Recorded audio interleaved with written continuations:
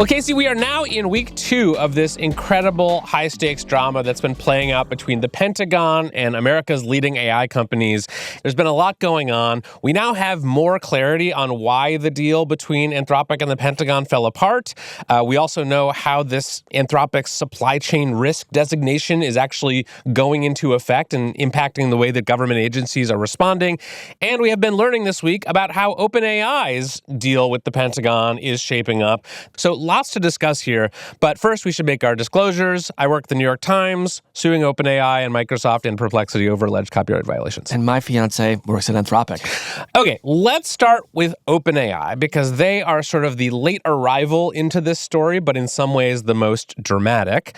Since Sam Altman announced last Friday that OpenAI had arrived at an agreement with the Pentagon, we have learned a little bit more about that agreement. As a reminder, according to Sam Altman, this agreement did include some prohibitions on domestic mass surveillance and autonomous weapon systems, basically the same 2 red lines that Anthropic had set out that were causing them so much trouble with the Pentagon. And I think it's fair to say, this provoked one of the biggest backlashes in that company's history. It really did. We've seen it across social media. Many sort of top upvoted posts on OpenAI-related subreddits have been condemning this move. OpenAI has been scrambling to try to rebuild trust. But at the end of the day, Kevin, I think both the Pentagon and OpenAI are saying to the public, you're just going to have to trust us. And the public is saying, well, we don't. Right. So there's been a lot of people canceling their ChatGPT subscriptions and switching over to Claude as a result of all of this, people who don't agree with the Trump administration or the stance that the Pentagon has taken here. And presumably because they're seeing some pain in the cancellations department, as well as just a general feeling that this narrative is not going well for them, Sam Altman has been doing some damage control. So on Saturday, he hopped on X to talk about this and answer questions about the Pentagon deal. He was joined by 2 other employees, and these questions were sort of the kinds of things you'd expect. People asking, what did you guys agree to that Anthropic didn't? Where are your red lines? Who's going to be making the kinds of hard decisions during something like a war about how these models can and can't be used? What about this domestic mass surveillance thing? So I think he answered these questions, but really the thing that they did was also to release the language of this contract that had been in dispute, that had been the subject of so much speculation. Well, they released what they called the relevant portion of the contract, but then we would see later commentary from experts in government procurement that said, essentially, look, until we see the entire contract, it's just very difficult for us to take at face value the idea that this is the only relevant language here. Right. So they did not release the whole contract, but they did release some relevant language from this contract with the Pentagon in a blog post. Then on Monday, Sam admitted that he made a mistake. He said we shouldn't have rushed to get this out on Friday. He also added that it looked opportunistic and sloppy. And he or also slopportunistic, to coin a phrase. Yes, it was slopportunistic, and it includes the language, quote, "The department understands this limitation to prohibit deliberate tracking, surveillance, or monitoring of U.S. persons or nationals, including through the procurement or use of commercially acquired personal or identifiable information." I found this all slightly confusing. Casey, do you understand what OpenAI has said and the various evolutions of its position on this? Well, I think the key takeaways here is that they are saying that they have put in some amended language that will prohibit certain uses of their systems by the government. So, for example, they're going to prevent the government from using commercial data that they sort of acquire legally and sort of running that through GPT models for domestic surveillance. I just want to say, though, that there is always a high risk here for what I would call Jedi mind tricks, Kevin, and for the government, because we have seen Democratic and Republican presidents do this, right? Of sort of going to the absolute limit of what the law will allow when it comes to surveillance of Americans. And a way that they'll get around that is by saying, well, we're not doing surveillance, Kevin. We're doing some intelligence gathering, right? And so as annoying as it is to fixate on the semantics here, I'm telling you that whether or not you personally are surveilled will come down to semantics, right? And so that's why we're digging in the way we are. So still lots of questions about some of the details here. And I think there's a lot of doubt and concern among some employees of OpenAI that this actually did end up in a place that they're comfortable with. Boy, is there. Some of that employee discontent spilled over onto X, where you had some employees saying essentially that they didn't trust their leadership either. An employee named Leo Gao, an OpenAI employee, called the contract language window dressing and pointed out that it still seems to give the Pentagon control over when to deploy autonomous weapons and just doesn't do much to address some of the other loopholes.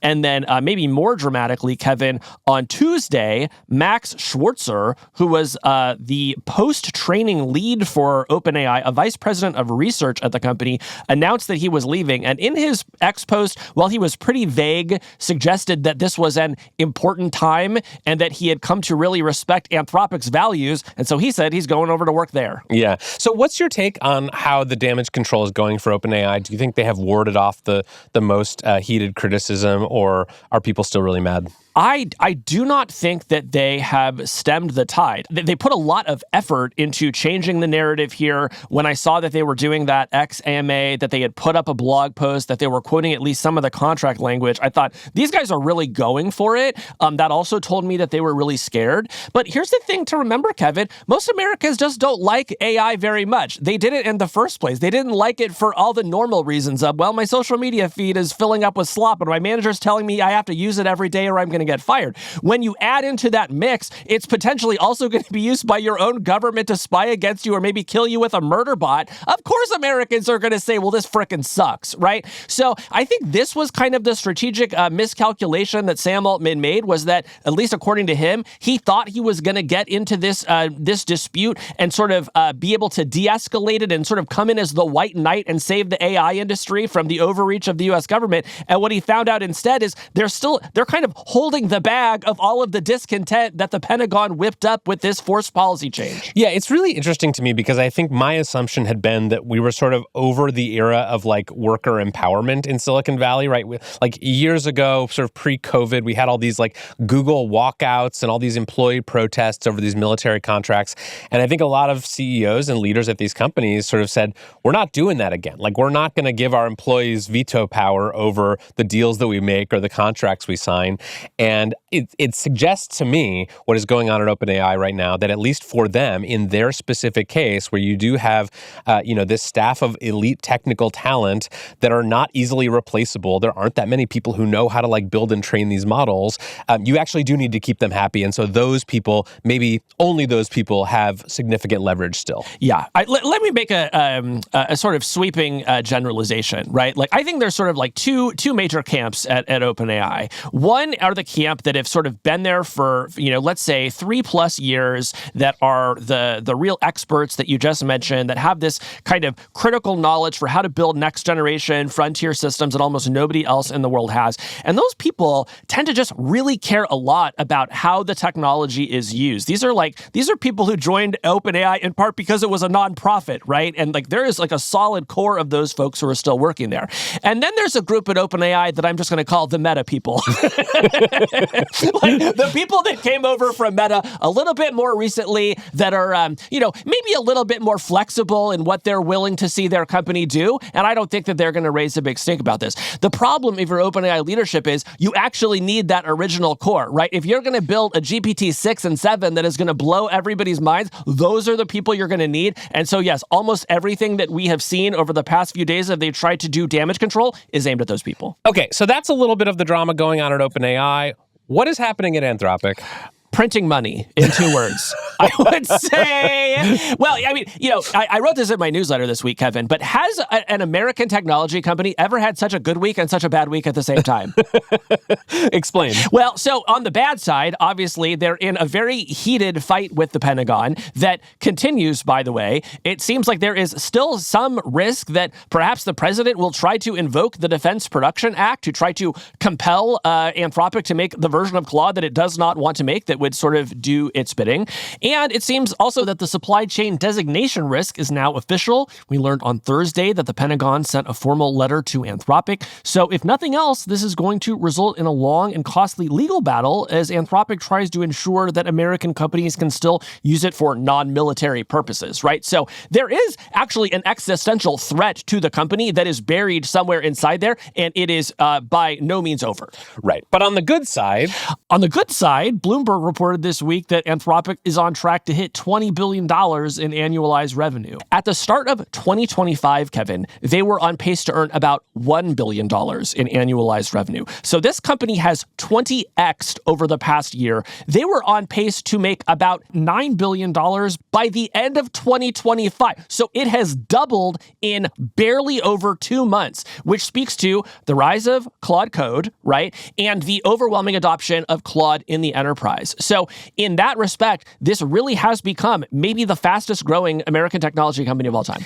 Yeah, and like what's so strange about this sort of dual quantum state right now of Anthropic is like at the same time that they are printing money and people are signing up for Claude and they're switching from ChatGPT and like things appear to be going well for them, at the same time, they are also being pulled out of the federal government, right? Forcibly. There was some reporting this week by Reuters that the U.S. State Department has sort of started to comply with this order from President Trump to sort of stop using Anthropic's models. They have switched the model powering their sort of in-house State Department chatbot from Anthropic's models to OpenAI, according to this memo seen by Reuters. And furthermore, this Reuters report said that the State Department is going back to GPT 4.1. Now, if you have not been tracking all of the model names and numbers as closely as we have, that is several generations ago. That's like an early 2025 model. Yeah. And basically what that means is that the average college freshman with a ChatGPT subscription now has access to substantially better AI tools than the Department of State. It's not great for a lot of reasons, Kevin. And one of them, as the blog Lawfare covered this week, is that there appears to be no statutory authority for the president to do what he did. There is not a statute that lets the president just sort of declare that that federal agencies cannot use individual software. But because this is just the way the Trump administration works, everyone has just decided to defer to the president. Yeah. I want to ask you about this other sort of interesting piece of OpenAI's response over the last week, which is that Sam Altman has said multiple times that he wants the Pentagon to extend the same deal to Anthropic that it extended to OpenAI. Do you think that is sincere? What is going on here? Why is Sam Altman saying, hey, if you're making these terms available to us, you should also make them available to other AI companies? I think that is the part of Sam that appears to be sincere in saying that he wants to de-escalate this conflict. He does not want the United States government to come in and nationalize the AI companies, at least not right now, right? And so maybe if OpenAI could reach some sort of agreement that would provide at least some protections for Americans and other AI companies would sign on to it, that would just release the pressure on the industry overall. Now, of course, at the same time, it would buy him a lot of cover, and all of a sudden, people wouldn't be mounting these quit ChatGPT campaigns because Sam could be on X saying, well, Claude is doing the same thing. Do you think that's real? Like, how big a deal do you think this consumer opposition is? I mean, I am somewhat jaded on this point because I can't count the number of times that people have said, oh, we're all going to cancel our subscriptions to this thing, or we're going to delete Uber, or we're going to, quit Facebook in protest. And like, it never really seems to have much of an impact. But like, do you think in this case that enough people are mad about this at the consumer level that it could actually impact their business? Not really. I think you're exactly right. I think that usually these things just tend to blow over in a few days. And I'm sure that OpenAI is counting on that. At the same time, though, Kevin, I think back to the lesson that Meta learned, which is that as it had its own series of controversies, by and large, people did not quit Facebook. They did not quit Instagram. But you know what they did do? Just kind of start to hate Meta as a company and develop really low trust in that company. And that winds up hurting Meta in all sorts of ways. And the particular way, by the way, that I think this is going to hurt OpenAI is they're gearing up to go out and build a lot of data centers around this country. And there's already enormous backlash and that we are seeing, right? We're starting to see it creep into our politics.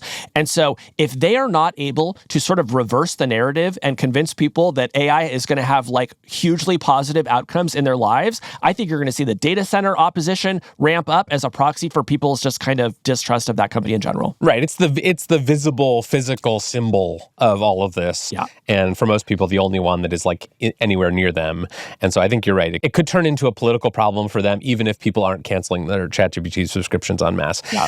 I want to ask you about something else that I've been thinking a lot about this week, which is this idea that you mentioned of nationalization.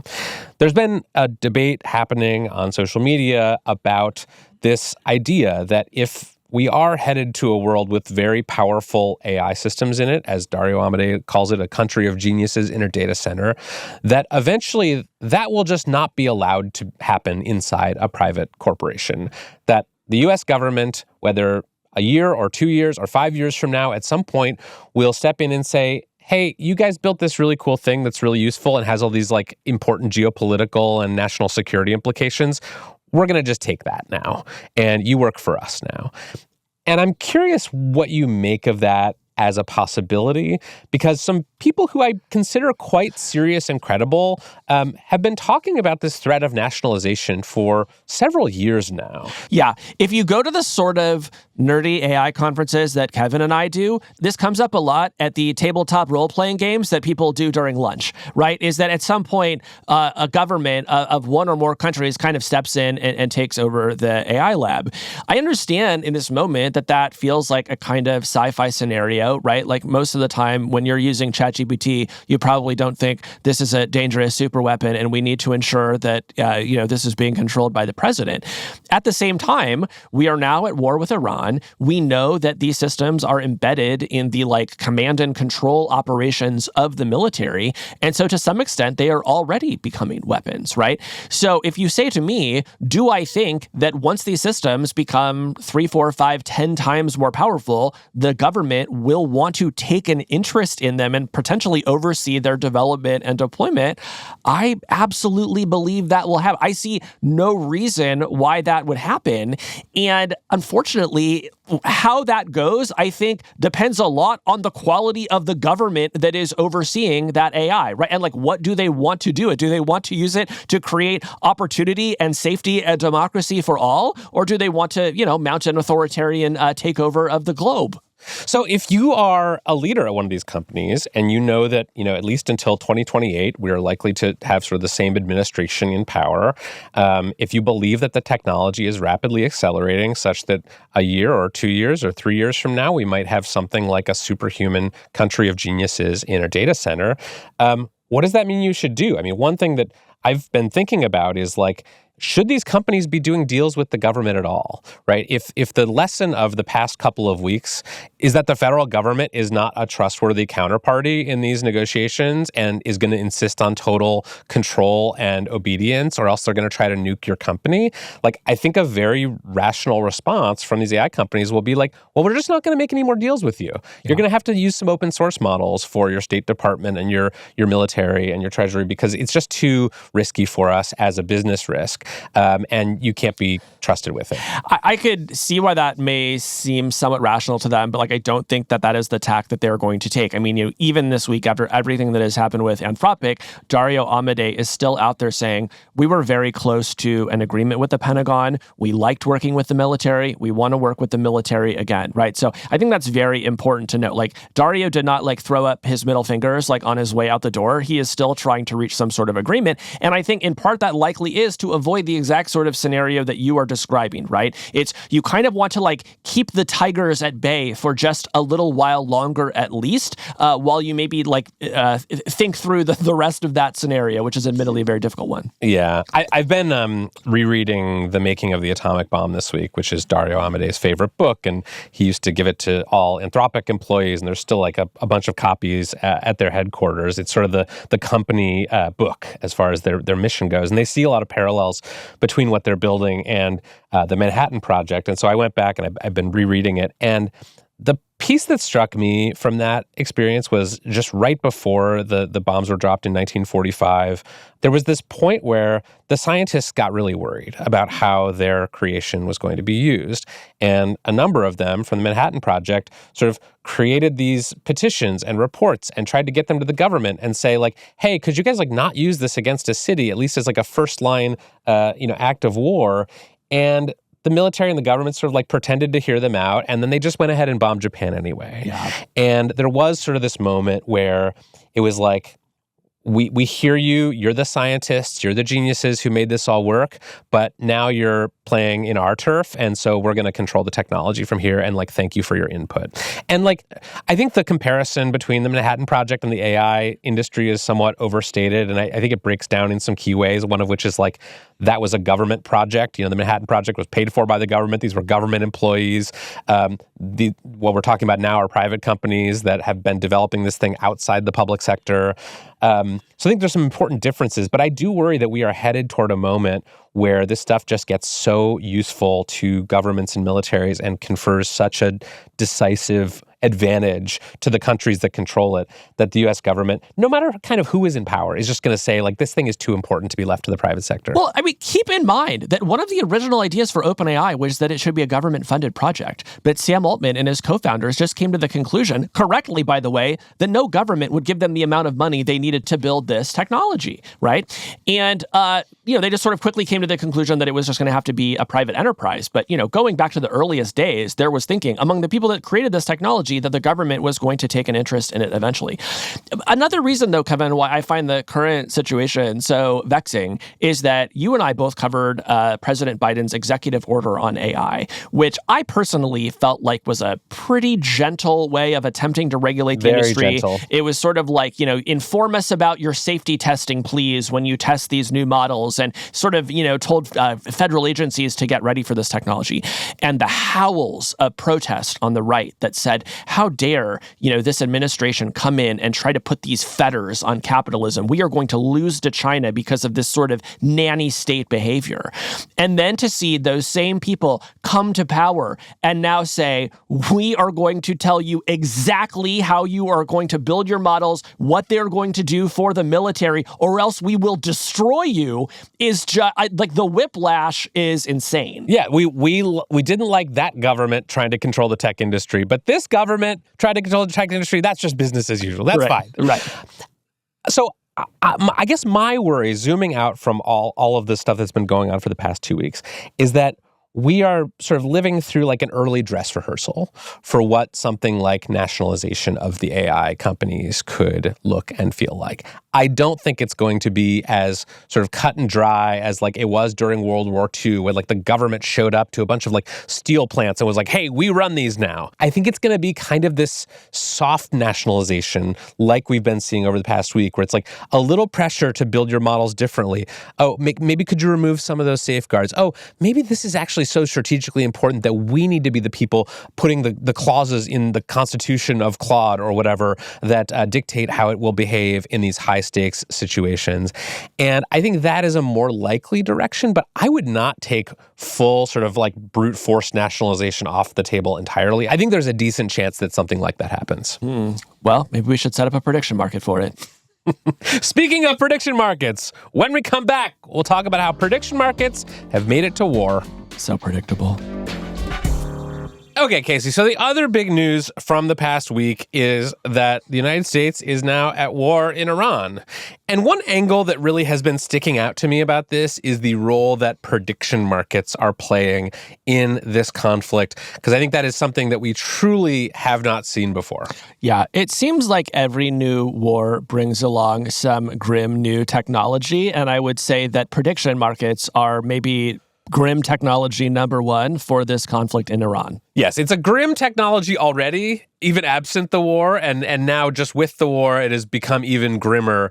And we've talked about prediction markets on the show. We talked about them way back in 2023 when they were sort of this new thing that was like kind of in this legal gray area that wasn't really being done at any scale yet. It was sort of an interesting idea.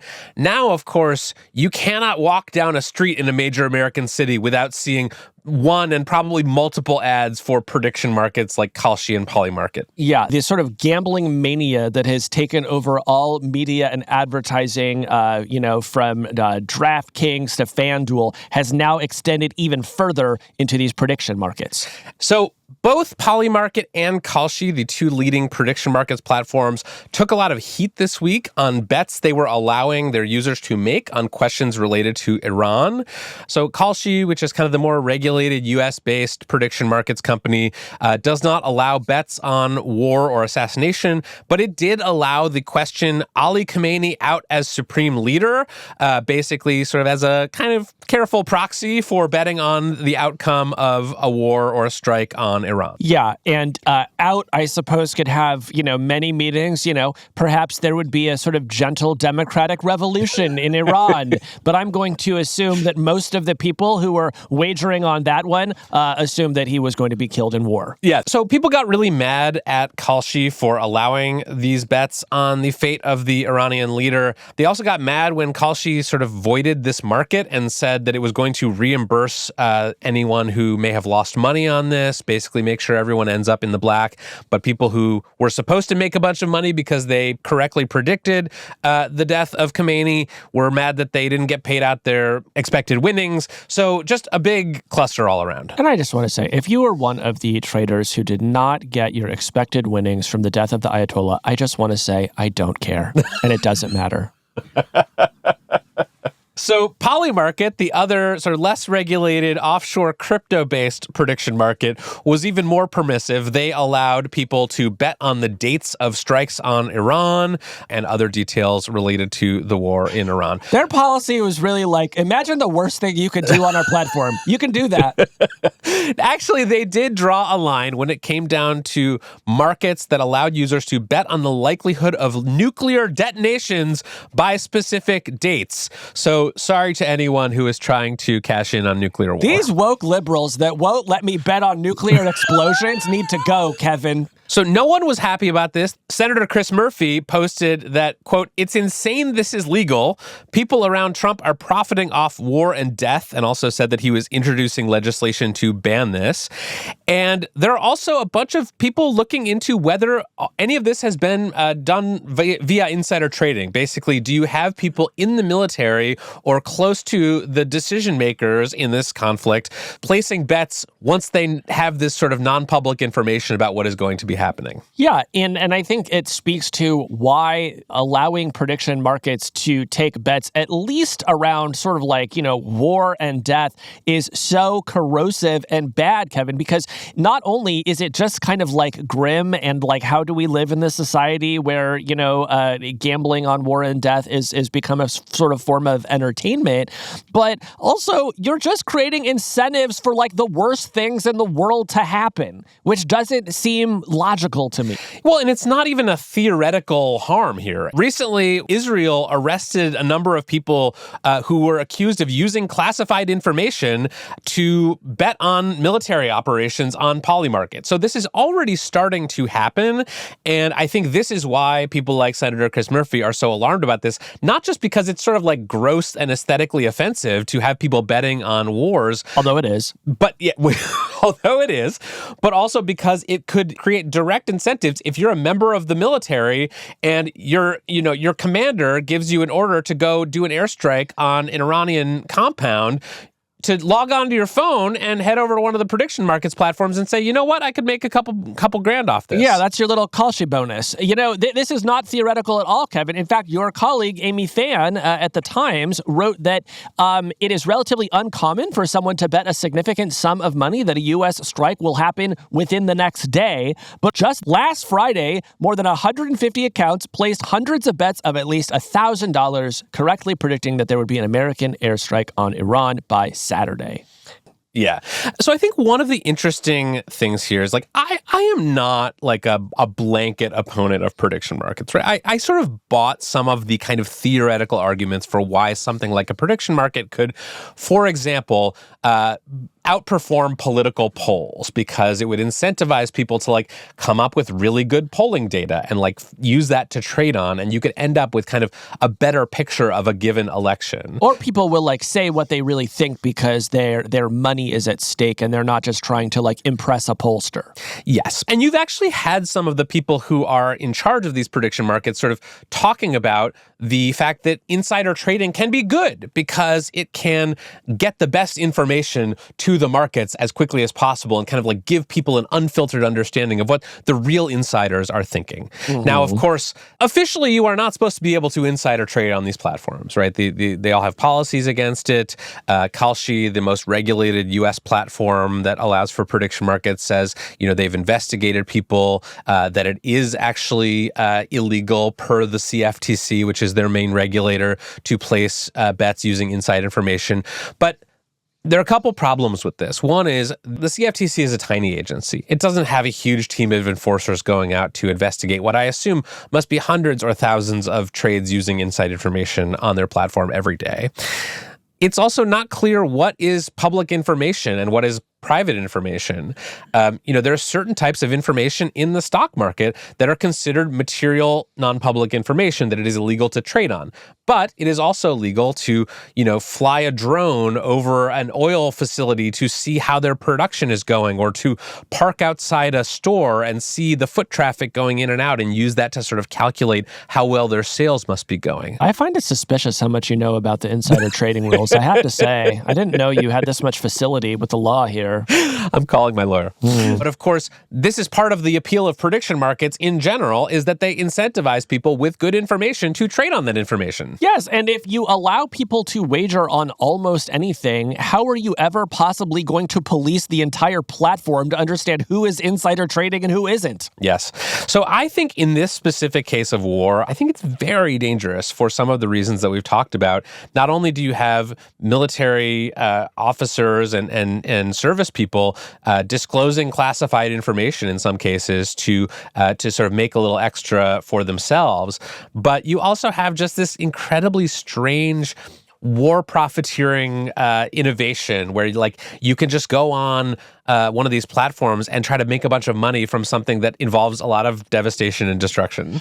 The other thing that comes to mind for me, Kevin, is that, as you say, the prediction market backers, their argument is this just helps us understand the world better, right? This is a new kind of information that helps us see more clearly.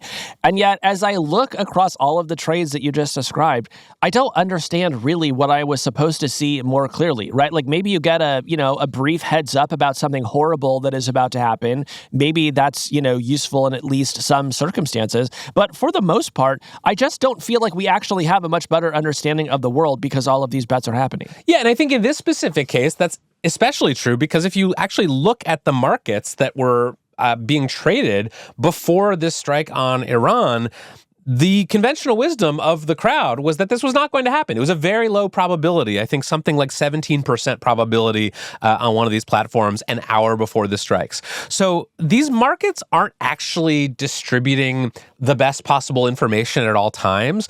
They're just kind of aggregating vibes until someone with inside information shows up and makes a fortune. Well, I think that's exactly it. It isn't as if these have been adopted by the mainstream and everybody's placing these sort of casual bets and now we have this beautiful, perfect understanding of the world. What we have, as you say, is a bunch of vibes plus some insider trading. And it just doesn't actually seem that useful to me in practice for most things. Yeah. I want to try to sort of steelman the defense of prediction markets here and see what you make of it. So I think someone who believes that these prediction markets are good in the aggregate might say something like the following.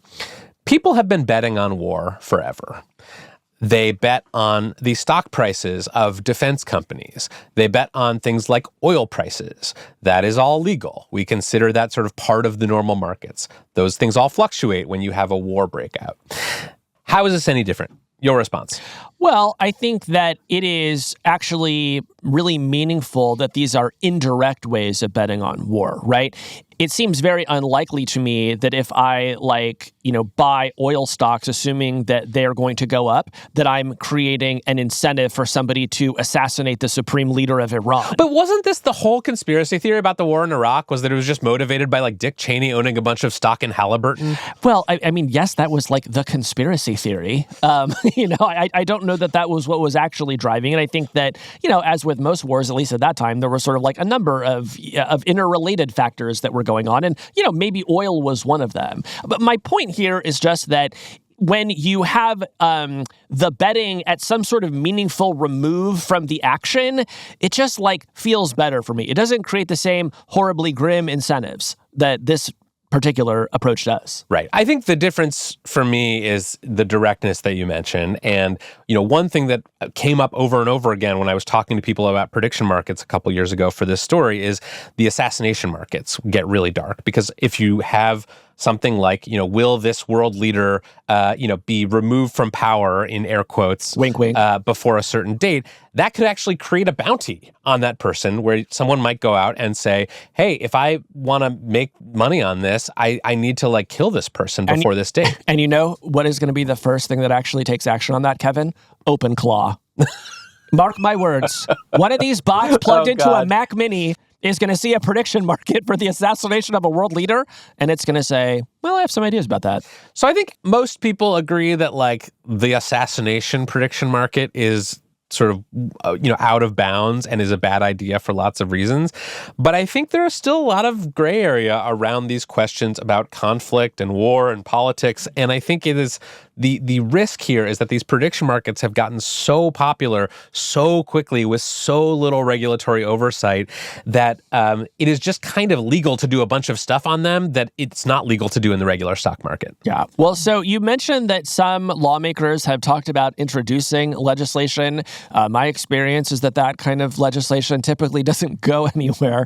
What, if anything, do we know about what is going to happen as this war continues to unfold in Iran when it comes to these prediction markets? I mean, I think the Trump administration is very unlikely to do anything to sort of stop the growth of prediction markets. We've already seen them signal via these sort of regulatory actions that they've dropped against Polymarket that they are not going to take a firm line against these prediction markets. We've also seen them adding members of the Trump family to their advisory boards. So I think all of these prediction markets are sort of becoming entangled with the administration in ways that are going to make it very hard for them to do anything.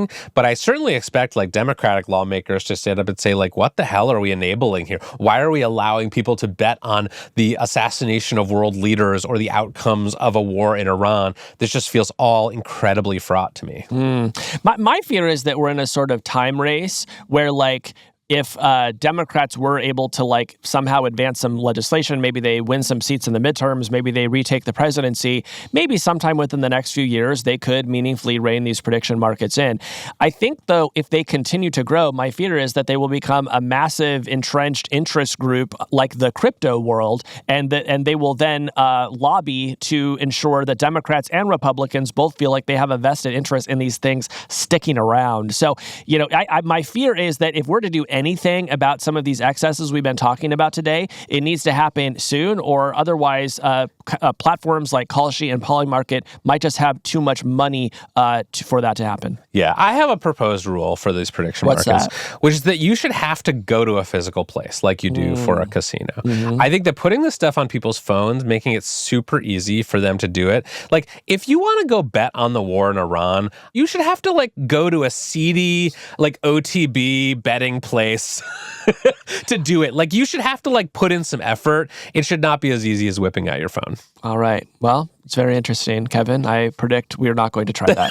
No, I also predict we're not going to try that. But it's a good idea. People should listen to me.